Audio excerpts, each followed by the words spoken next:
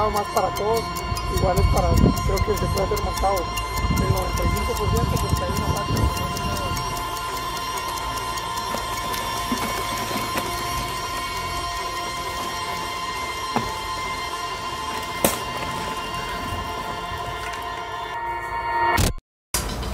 Lo primero que hay que hacer es ver cómo está el día.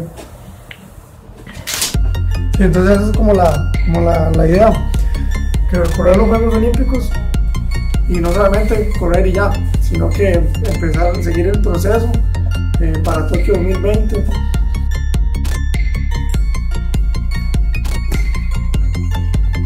La forma es estar con los grandes, estar corriendo todo el tiempo con ellos, tener un propósito de decir que vamos a estar entre los primeros 30 al ranking mundial en el año siguiente. Y para eso se necesita mucha inversión, se necesita estar corriendo en Europa, se necesita estar corriendo prácticamente casi todas las carreras que existen en el mundo. Dale, pero no tan rápido, sino que un poquito más, vamos, con poca velocidad, no tanto.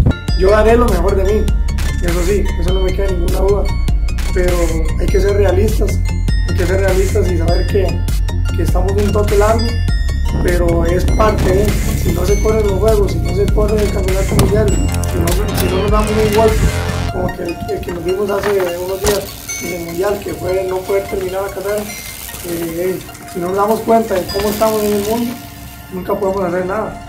Saber cómo son unos Juegos Olímpicos, que eso es como la misión de todo atleta, y ya con eso, saber cómo lo vamos a preparar para lo que sigue.